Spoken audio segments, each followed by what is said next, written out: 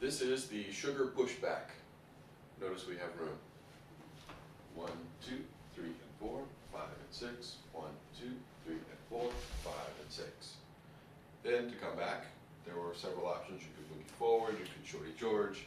I believe in the class we showed the shorty George, which starts off with out and down,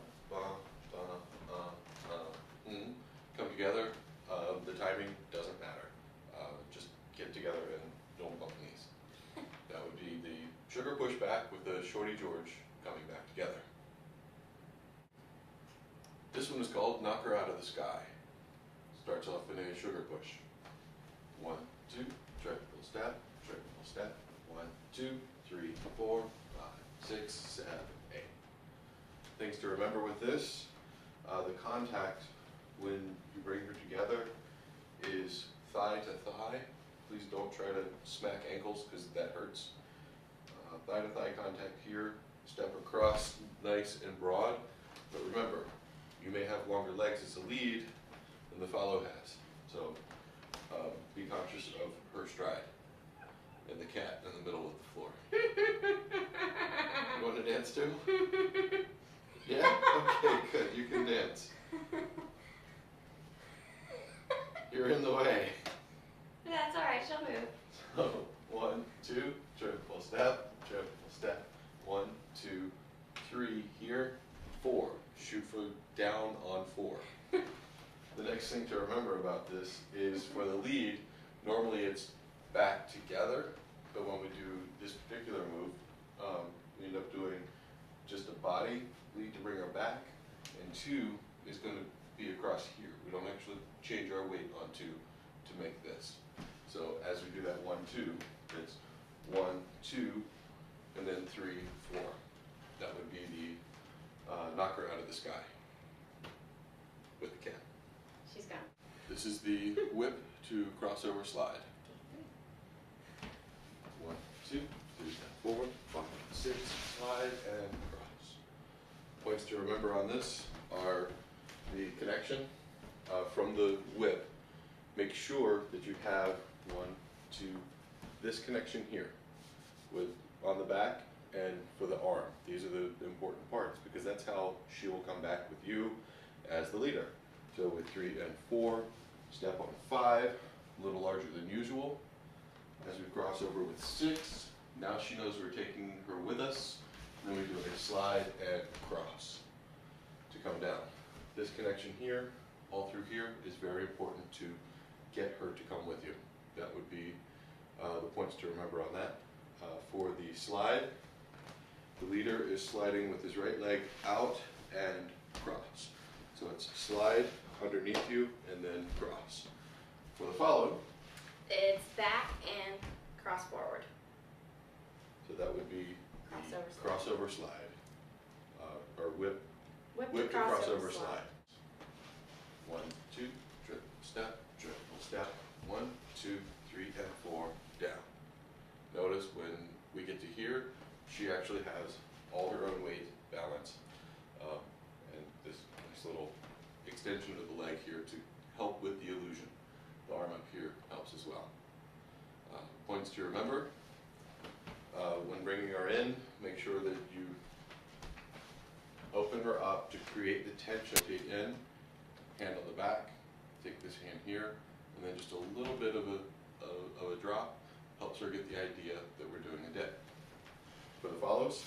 For the follows, as always, maintain your own weight and secure your balance so that he could, if necessary, step away and you would not fall. Don't throw your head back because you'll go where you look. If you throw your head back and look towards the ground, you're going to hit the ground. Keep your head up, you'll stay up. That would be the simple dip. This is the corte with oversway from closed. Start off in closed position, your basic rock, step, rock, step, triple step, boom, oversway, back. Points to remember, as the lead, you need to block this leg to force her to move on this leg when you go into that oversway. So make sure she is on the correct foot. You may have to shift the weight then as you come back, it requires her to move the right leg. So you go back as a lead with your left, the follow comes forward with her right leg because the other leg is blocked. Then from here, because all her weight is now directly underneath her on this leg, we can simply rotate around and then come back up. Points to remember for the follow. Wait until he leads you, and as he moves forward, just move forward with him. When he executes the oversway, again, try to make sure that your feet are underneath you and maintain your own balance and your own weight. That would be the corte with oversway. So this one we call the Hawaii dip. It has another name. Don't know what it is. We learned it in Hawaii, so we call it the Hawaii dip. Starting from here, shake hands position. Rock, step, triple step, roll her around, rest here, bring her down, and then right back out. Points to remember. You need to get a rock here to get a nice compression as she comes in. Rock, step, boom, compress, and then allow the arm to continue around. Normally it would come out like a compression turn, boom, and you would just drop your hand. But now we're continuing with the rotation, and the hand comes up, allowing the crook of the elbow to cradle her neck. So from here, now she knows what to do. She comes back, her neck is resting in there. You come down, nice deep squat, come back up, and back to open position, shake hands. Points to remember for the follow. There isn't anything to remember for the follow. Be brave. Try to get into the crook of the neck. Points to remember for the leader, shallow and quick. That's the key to this move, shallow and quick. Unless you're us and you go deep like we just did. Socially, shallow and quick. So socially, shallow and this is the tango sweep dip. Starts off in closed position, 6 count. Rock, step, triple step, rock, step, triple step, boom. So 2 ways to do this.